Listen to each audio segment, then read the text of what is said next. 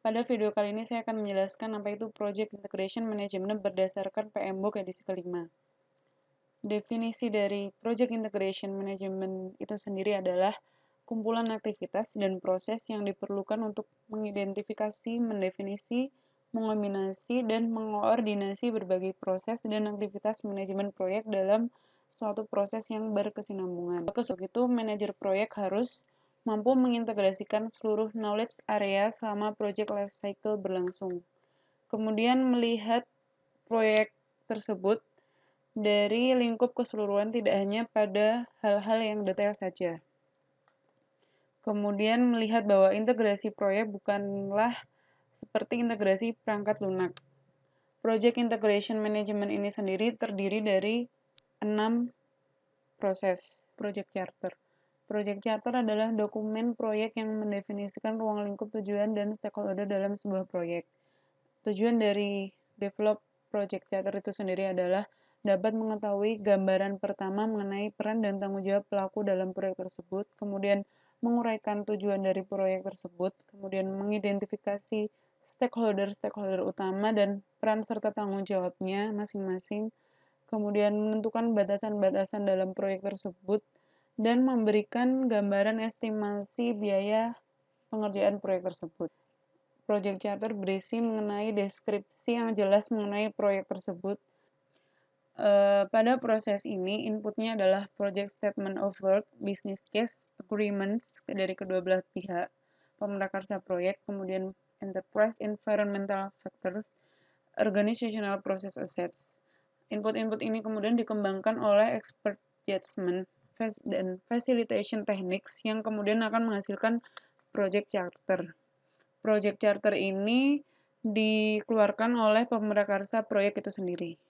Pada proses ini adalah tujuannya untuk mengoordinasikan semua dokumen perencanaan proyek sehingga dapat digunakan oleh manajer proyek untuk memimpin tim proyek dalam melaksanakan proyek dan menilai status proyek, sehingga menjadi Project Management Plan. Nah, merupakan eksekusi dari dokumen yang telah didefinisikan pada proses sebelumnya, yaitu Project Management Plan, dalam rangka untuk memenuhi tujuan dari proyek.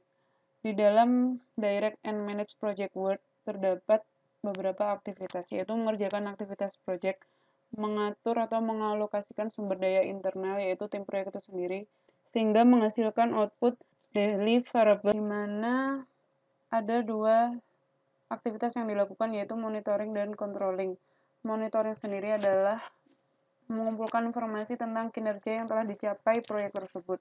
Sedangkan controlling adalah mengukur apakah proyek yang dilakukan menyimpang dari tujuan, anggaran, dan jadwal. Input dari proses ini adalah Project Management Plan, Schedule Forecast, Cost Forecast, Validated Changes, Work Performance Information, Enterprise Environmental Factors, Organizational Processes, yang kemudian akan dikembangkan oleh Expert Judgment, Analytical Techniques, Project Management Information System, Meeting, sehingga menjadi Change Request, Work Performance Report, Project Management Plan Updates, dan Project Document Updates,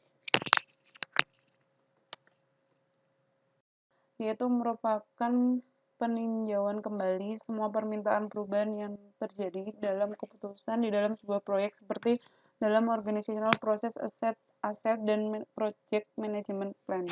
Nah, tujuan dilakukannya integrated change control adalah memperhitungkan faktor-faktor yang mengakibatkan perubahan dan melihat kembali pada scope, time, cost, and quality.